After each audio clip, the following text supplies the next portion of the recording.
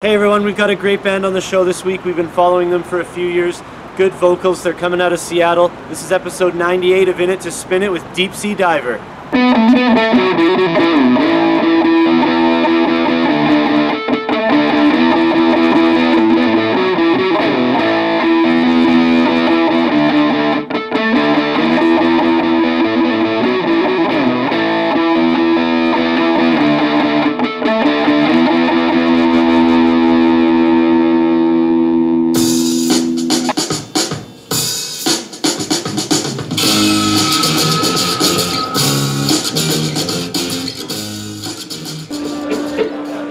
Hello, Vancouver.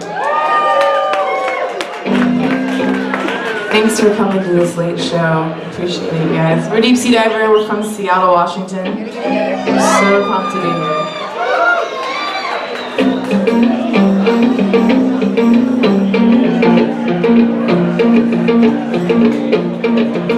Hey everybody out there, we are once again in Vancouver at the Electric Owl, this time with a great indie band from Seattle.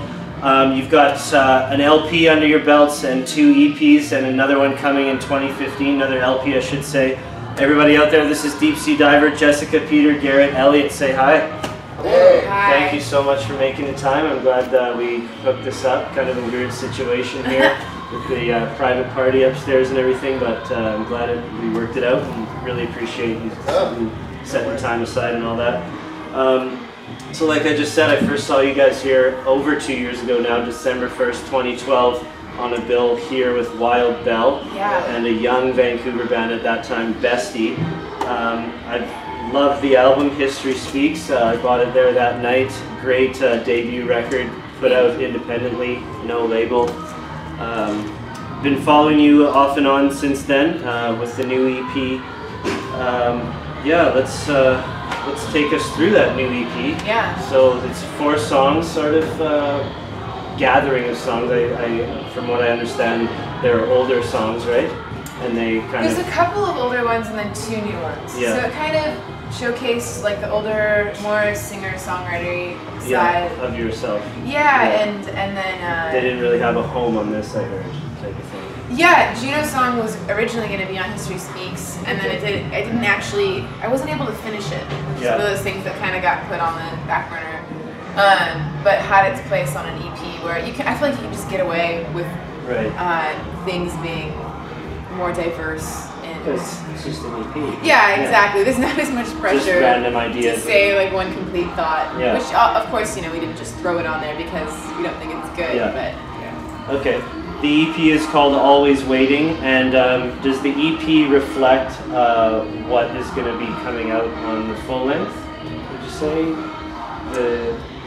Musically, I mean? I feel like it influenced the way that we did the LP that's coming out kind of in a backwards manner. Like with the 2 newer songs, we kind of slaved over them so long and kind of lost perspective over them.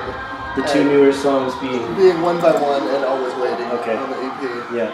And so basically, kind of decided to make the call to try to do this new one a lot quicker and mostly live as a band. Off the floor, like just live? Yeah. And so, we've done overdubs on it, but we wanted the core of it to be pretty raw and to actually sound like a band playing. Yeah. Which I like the fact that the EP. I like that the EP sounds more kind of like electronically influenced, where there's just like a lot of little sparkles here and there. Synth and stuff. Yeah, and I feel like the new one has similar vibes, but a very different process. Okay. While we're on the topic of the EP, we can go ahead and link for viewers at home One by One, which may or may not feature Jessica's brother busting a move. So you can check that video out. Let's talk quickly about the new LP, because 2015 is like, 3 weeks away. Yeah. So let's talk about it. Do you have a title? Can we hear a track? I know there's one song I think called Wide Awake. Tell us what we can expect from the new LP, when? Yeah, so we're planning on an early, or maybe mid-spring release. Okay. And we wanted to release it in February, but mixing got pushed back a little bit. Yeah. And you know, you always plan for things. Yeah, and that happened, so you pushed it back a little bit. But there's no name for it. But somebody asked us that the other day, like, do you have a name for it? Because when you're thinking of all the things you want to do around an album, you know, for example, like Arcade Fire's The Suburbs, like I thought the way that they promoted the album and all of the artwork, everything was so cohesive. And so I feel this pressure. We've been in recording mode and then mixing mode, and now I'm like, oh yeah, what am I gonna call it? And I don't. For History Speaks, there's a song called History Speaks, and for some reason, I really don't want to just take the name of a song title this time. It doesn't feel right. A concept that kind of envelops an idea. Right, and we just want to run with that. So there's no title yet, but it should be chosen in the next few weeks if we're smart. And then.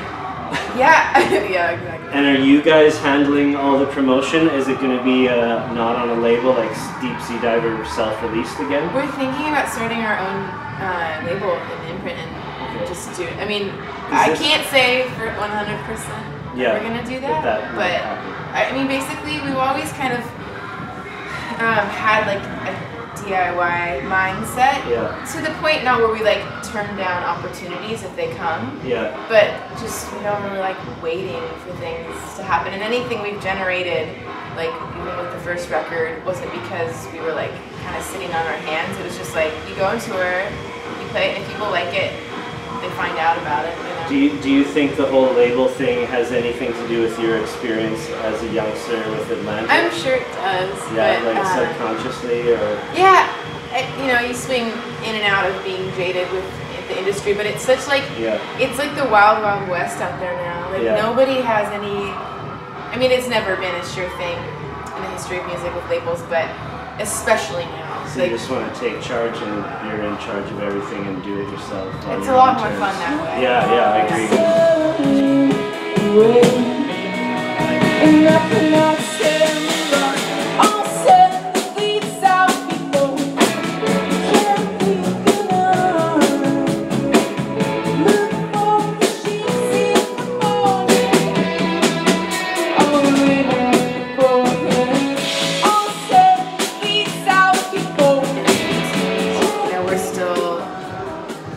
As this four-piece, like a fairly new-ish band, like you've been playing with us for a year now, right? Yeah. A little over a year. Yeah. And Elliot just joined the band like Recently. like officially. Officially, on and off. So and it takes time to find that chemistry and language, and I think that this second album is different than History Speaks because it's different people, but it's awesome. Yeah. Can't wait to hear it, like I'm sure everyone else out there. Yeah, I feel like that's one way in which the EP reflects the new stuff too, is that we wrote those, I almost think of the EP as being two parts, like the Jessica parts, and then the kind of full band part. And so it's like a crossing. And so like once you get other people in the mix that generate different kinds of ideas and musical influences, which is the case. Excellent. Only a husband could get away. Jameson all over. Wait, my mom has to say brand names on. Some kind of whiskey. Some sort of Irish whiskey. All over my overalls. So very, very collaborative, and I feel like a couple of my favorite tracks on the new record came out of kind of like jamming, you know, and just getting together in a room, not really having much foresight on saying, all right, let's write a song with this structure, but we basically kind of just start hashing out ideas, and magically sometimes it makes sense. And that's probably great moments. And and you can never, it's the kind of thing that I couldn't plan, Jessica couldn't plan, like you need kind of a community to produce. And so that's the beautiful thing artistically about like bands, is that it's one kind of situation where multiple people could generate something unique that is like pretty unified. You hope that never goes away.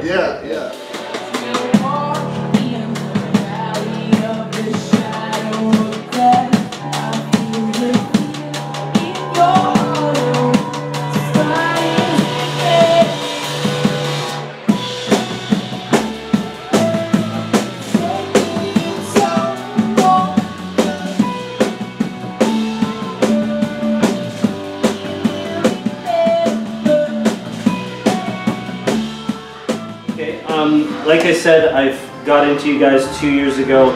I don't ever really look into people's history or personal background.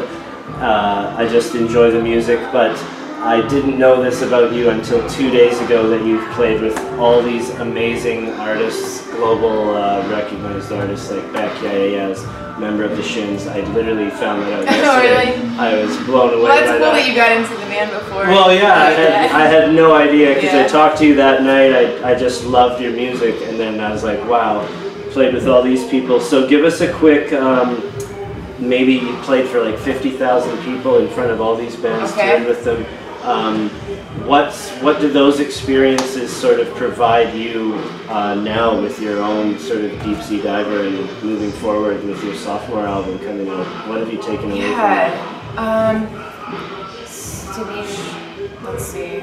Because you've To seen, be succinct. like, yeah, to be succinct. Like, Yeah, say well, I what mean, you like, think. take the answers that I'm going to give you, because I've learned a lot, but one of them being just learning other people's songs always influences the way that you approach music, and the way I play guitar, the way I play piano, drums, whatever it is.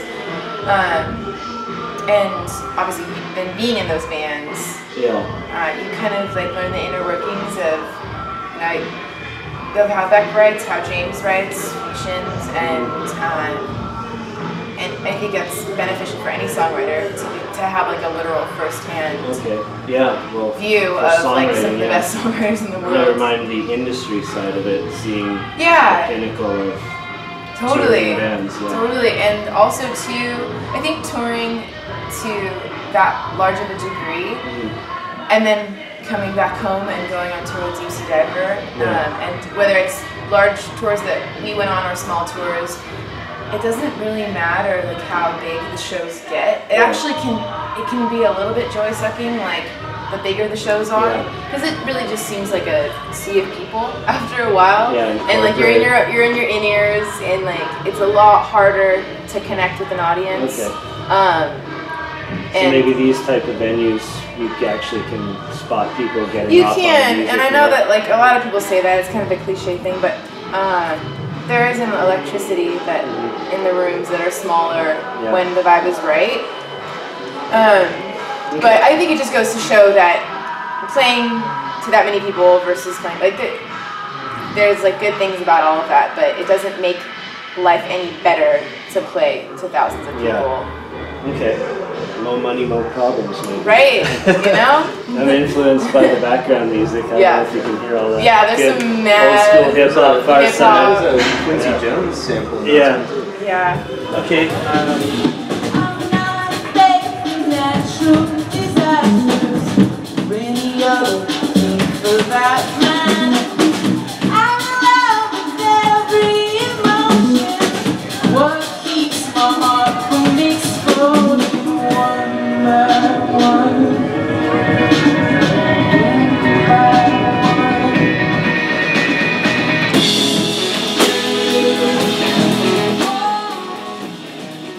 I just wanted to link, if anyone's new to Deep Sea Diver and has watched this whole way, check out Ships, this version that I love that you did for Fender a couple years ago. A really cool solo version, so we'll link that there. And best of luck, all you guys, for the sophomore album. And thank you we really await it, so thank you for taking the time. Thanks for a great show. Cheers, man. Thanks. Best soundtrack to an interview ever. Oh, yeah. Awesome.